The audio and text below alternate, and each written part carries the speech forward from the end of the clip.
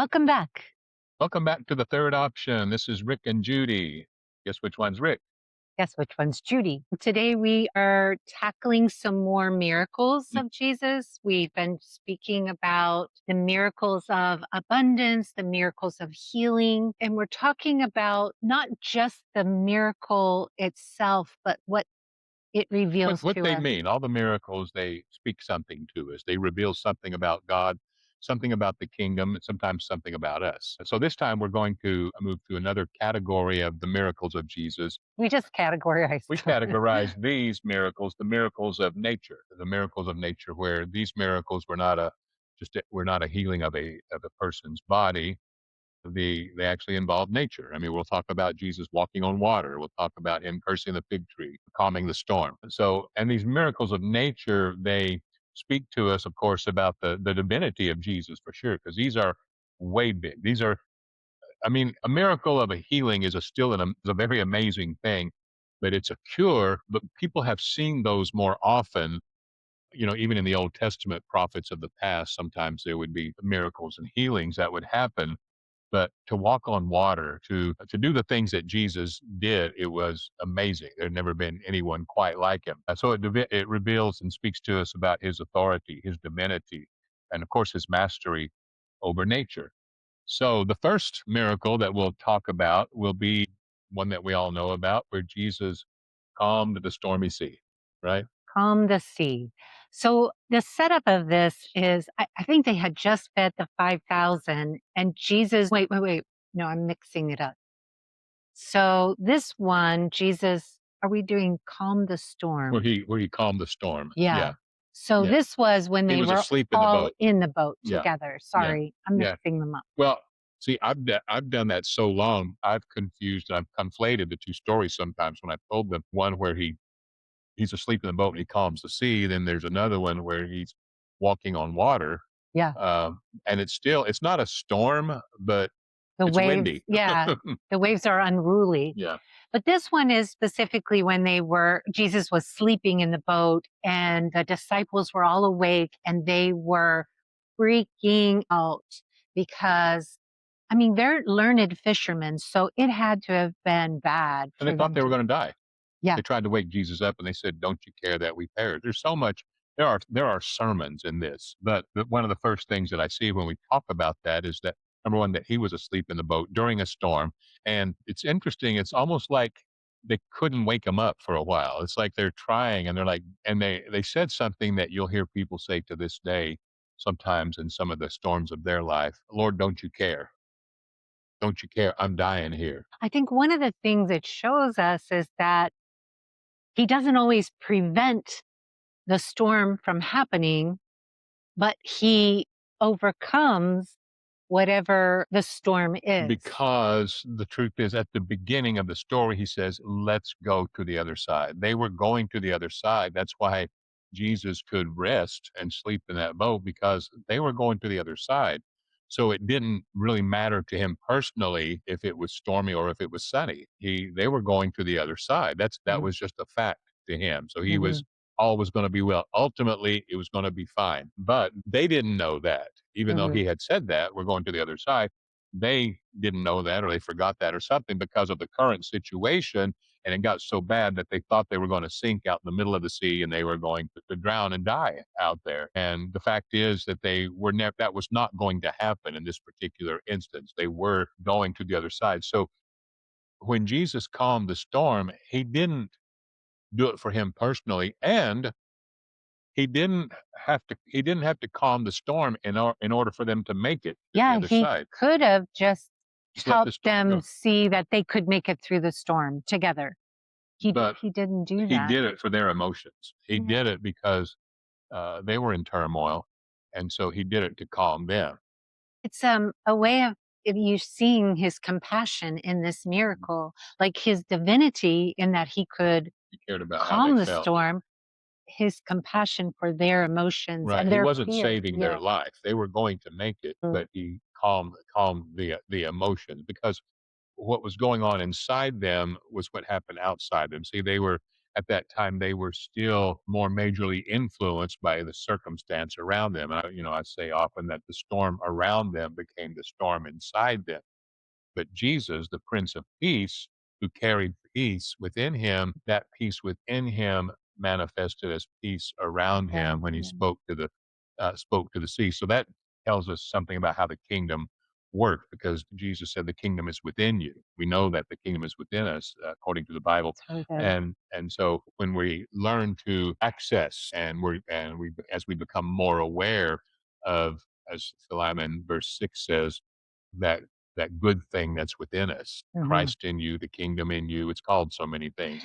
That we're to identify with Jesus as opposed to identifying with all the disciples. Right, because Jesus was acknowledging the good thing that was within him. He carried peace within him, of Mhm. course. Another good thing is later on he says, "My peace I'm giving to you." Mm. Wow, so we can access it. We have it, and as we grow, it's a growth thing. It's a journey. It's a walk with God as we grow, and as we do, we become more aware of that, and we learn more how to access the God-given Yeah. peace that's within us. And so we see all of that in this story, and You it's a wonderful thing. yeah, you say a lot that this particular miracle or story is about rest, and that is a quality that comes with the kingdom of God, Yeah, because he's revealing to them there's more to this than what your circumstances are showing you.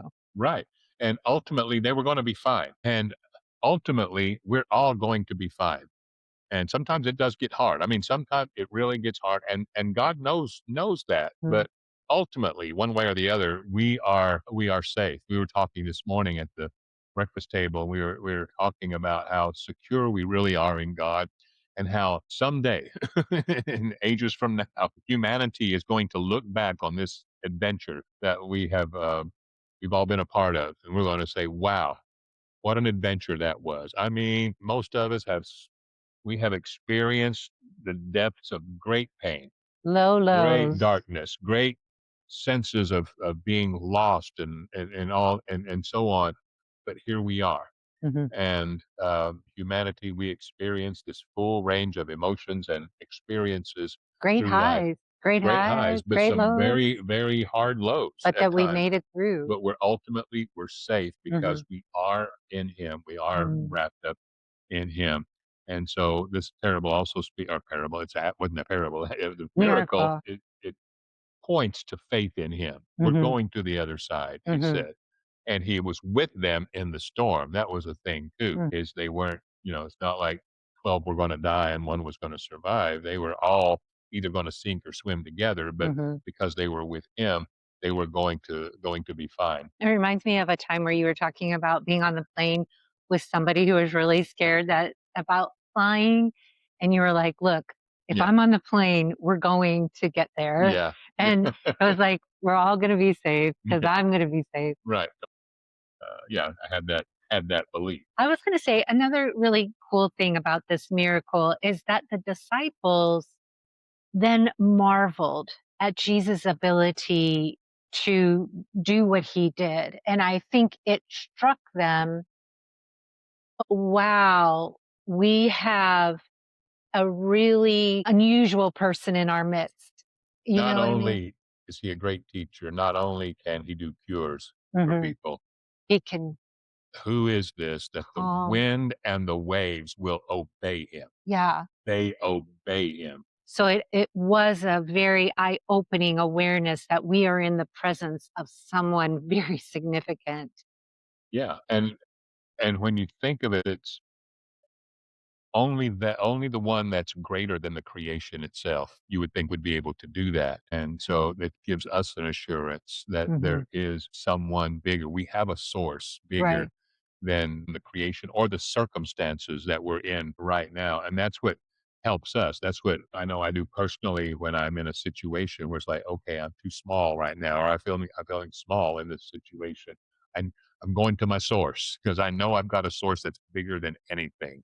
Right. And that's what we see in a story like this. I keep scratching my ear. I've got itching ears. The Bible talks about that. What does What's it going say? on here? It says in the last days they would have itching ears. Oh, no. Next miracle that we want to talk about is Jesus walks on water. another miracle on the water. Okay, and so this one is what I was referring to earlier, where it takes place after the feeding of the 5,000. And he tells his disciples to get in the boat, but then he goes up on the mountain to pray. And so it's like kind of in the middle of the night, and the disciples are halfway across. Is it a lake?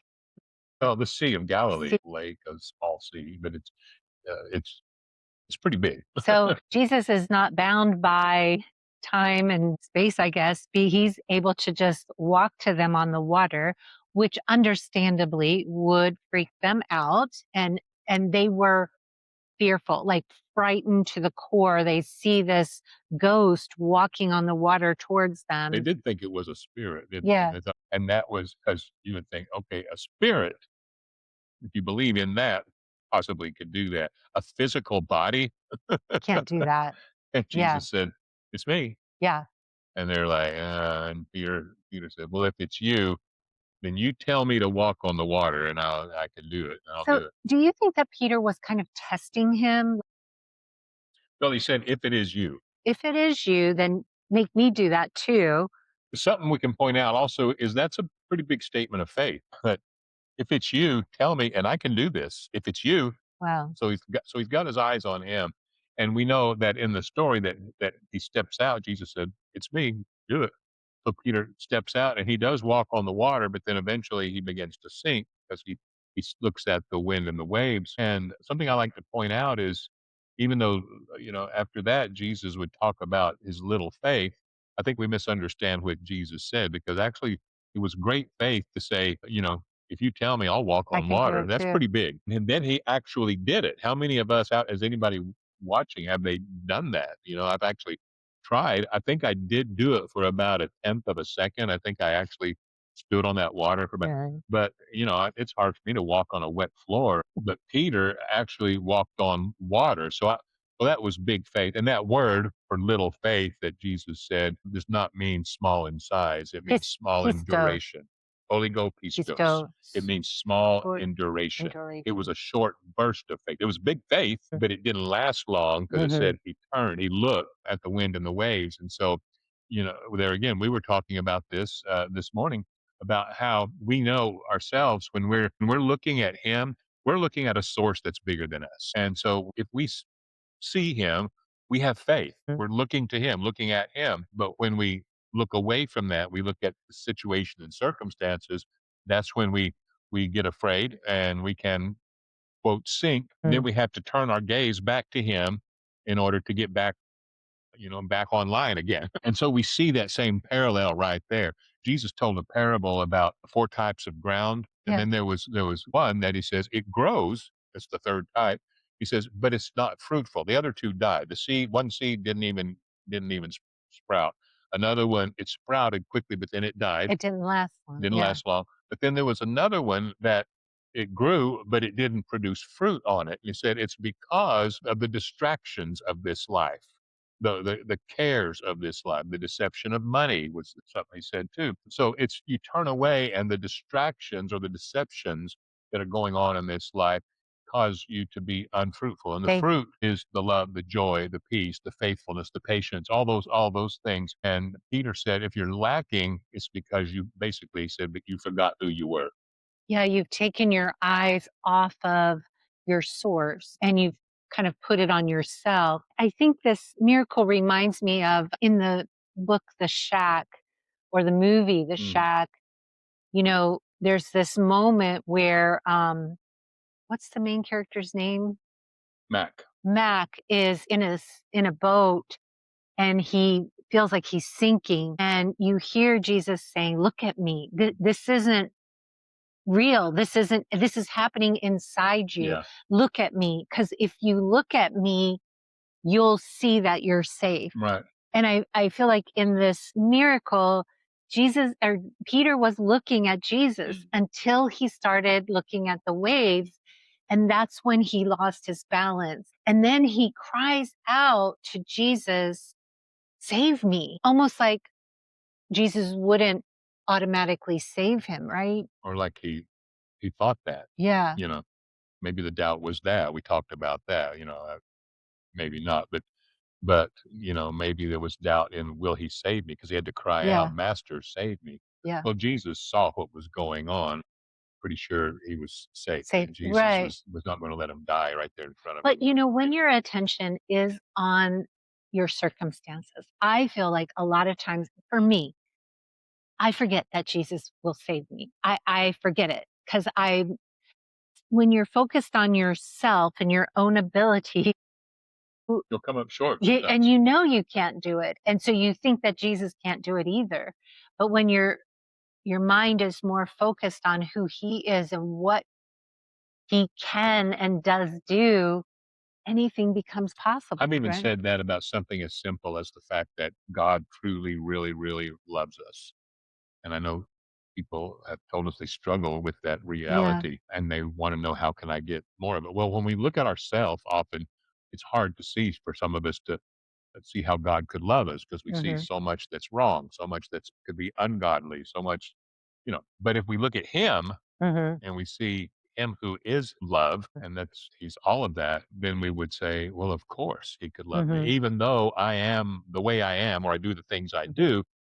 Of course, he could love me because he's big enough to do that. His Mhm. love is that big. But when it's focused on us, we have lots of reasons why maybe God wouldn't love. And of course, Mhm. and religion will give us reasons maybe why God wouldn't love Yeah, us, you've or disqualified yourself by yeah, your behavior or yeah. by, various And things. I like the fact that Paul, who was once a Pharisee that thought that way, later on says, "You know what? I've become convinced that nothing can separate us from the love of That's God." good. Isn't Mhm. that good?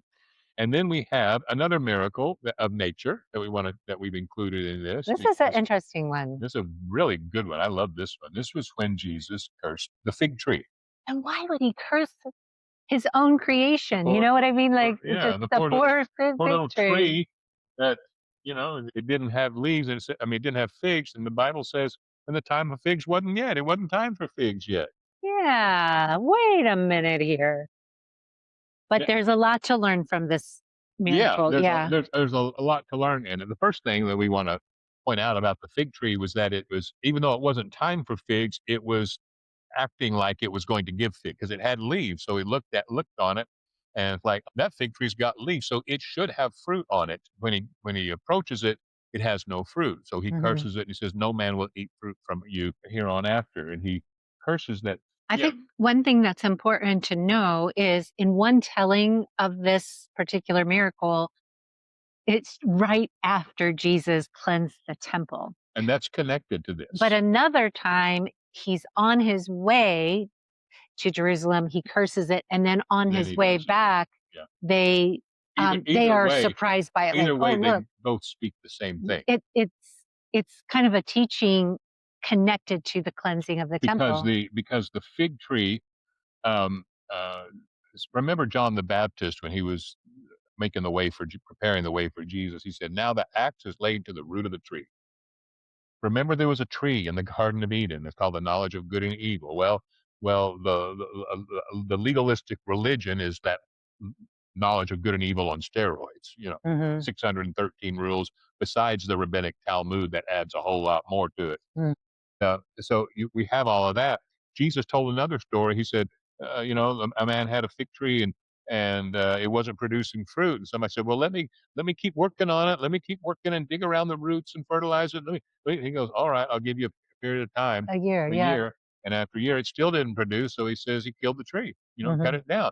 So this is what he's talking about right here. That there is a system that promises fruit, but it doesn't deliver. And he says it's coming down. And we know that the whole that system as they knew it in those days with the temple worship sacrifices and the priesthood and all that stuff, it was destroyed in his generation. But he came to give a proper temple for God to dwell, which was us. He came to restore and reconcile and give grace and give life to us. So he gives the tree of life. And he says, "Because I've come, they won't have to eat of you anymore. The tree of life has come." Well, around that same time, he cleanses the temple. It's the same Mhm. thing. He's clearing all of that out and that old system and all that with those money changers and all that, and there was no more place. It was supposed to be the court of the Gentiles so that people from all nations could come. Yeah. That's why Jesus said, "Hey, this is supposed to be a house of prayer for all people." I said, "But they made it a den of thieves. It wasn't a place for all people to come like that." So they had changed it. So anyway, he's cutting down that system and he's replacing that with life, with the Yeah. tree of life. And so that's what that speaks spiritually to us. After he did that, or after they saw that the fig tree had actually died, the disciples asked him about it, and he really talked to them about their faith and what they were placing their belief in, because there was this system, this traditional system that relied on self effort and trying the best you can. And then there was power struggles, hierarchies, people lower, money becoming into it. So there's that system. And then Jesus is kind of showing them that there's a whole Yeah, other kind of spirit led yeah, system. And Jesus is talking to them about right. where they're going to place their faith. And he Mhm. even tells them, you're going to do that. Like, you can speak to a mountain Mhm. and that mountain be cast into the sea if you believe. It's not a magical formula, but it's a truth. It's a reality, it's a kingdom, it's a way of living and relating to God and life. And when they're like, "Master, you spoke to the tree and look, it's died," and Hmm. he's like, "Well, I meant for it to," Yeah, yeah, and he's saying, and like, "Don't be so surprised," he says, "'cause you can do this, and if you've got faith," and Jesus is demonstrating to them that he does. yeah. I've got this faith. I know what I'm doing here. He says, and if you have faith, you believe, he said, then you can do this. You can Six. speak to this mountain and tell it to be removed and it will obey you. And so I guess most people agree that when we're talking about mountains being removed, we're talking about obstacles, things that are in our way, things that are against us, things that Hmm. are making it hard. Remember Yeah. John the Baptist said in preparing the way for Jesus, is I came to make the rough places smooth and the crooked Hmm. places straight. And Jesus came to take all the high and make it low, and take the low and make it high. Came to make a smooth way for us, because his Mm. yoke would be easy and his burden would be light. It would be grace. It would be Yeah. gracious and merciful and loving. And yeah, Yeah, I think that when I was a little girl, this is one of the teachings that stood out to me when I was going to church. And I remember coming home and I went down to the basement where there was like a big, like a holy pile cold. of coal. And I stood there and I closed my eyes and said, move, to the coal. And then I opened my eyes and it hadn't moved. It was still there. I was so disappointed. But what happened in that was I deduced that my faith wasn't enough. And Mhm. I think a lot of times when people hear about faith, they judge their own faith if the outcome isn't reached. And so I was wondering if you could Yeah. talk to So that. you remember one time when the disciples asked Jesus, says, Lord, strengthen our faith, give us strong faith. And his answer was, if you have faith like a mustard seed, you can do this. And he describes that seed. He said it starts out small, but then it becomes this big tree where all the birds can rest. So what he was saying is, it's not it's not having gigantic faith. It's having the faith, because that Mm. mustard seed faith, it's going to grow. It's going to produce. It is the right faith. But it might not be immediately on day It's a one. small it starts out small. It's a Yeah. seed, and we start out in our belief, but if it's the faith, which is, as he said again and again, it's faith in me. Believe in me, trust me. Believe what I say.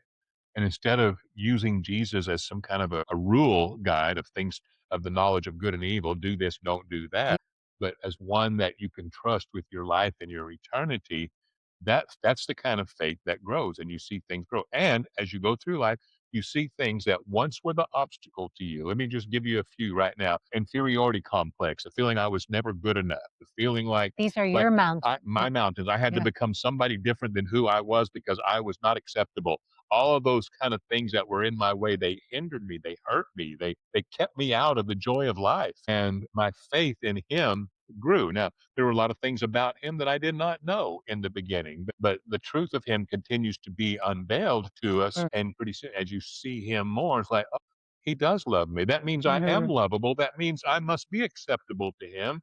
And you start to understand more and more about the dynamic with you and God. Mm-hmm. And then you start finding those high places being made low. Those mountains are being That's removed. so interesting because I think in any relationship, you don't immediately 100% trust because you don't Know know everything that about the person. person. I mean, even when we got married, I remember I thought you were so gentlemanly, so attentive, and but I thought maybe after we got married that would kind of dissipate or kind of fall away. And I was happily surprised that it didn't, but it took time and repeated interactions to realize he is who he says he It's is. good. It's It's a good not example. him on his best behavior and then he regresses. It's getting to know someone over time. And I think the same with Jesus. I mean, he had 12 disciples, and sometimes we look at them and like, why were they so slow? But they had to get to know him. And I think these particular miracles of nature were real, like, reminders of his It divinity. was taking them another step. They're like, "Whoa, Yeah. we thought he was the Messiah. We thought he had power. This is a whole 'nother level. I, What I, kind of man yeah, can do could do this?" this. Yeah, I also think that he was probably very ordinary in a lot of ways. And so for him to like now walk on water or right, calm this big storm after he just, I don't know, had lunch with them or whatever, it would be just a reaffirmation that he is the Messiah. right. And really, it was, it would be even after his crucifixion and resurrection that they would even get even more of this, where where they I mean, at his crucifixion, a lot of them thought, "Oh, we lost," Yeah. "I thought this was going somewhere, but it went Yeah. this is where it went right here." Yeah. But then Womp womp. then Like, oh, with the resurrection, okay, this is the something. Messiah, you can do cures. Yes, you can walk on water, but this Uh-huh. and we'll talk about that one in our next episode Yeah. when we talk about the miracles of resurrection. Resurrection. Yeah, that'll be good. But anyway, thank you so much for joining us. I think these miracles of nature are really important in, They speak so much to yeah, us. revealing his divinity and also in them his compassion for these disciples of his. Yeah, yeah. Well, thanks for watching. Hope you like the podcast, share the podcast, and hope you have a great day.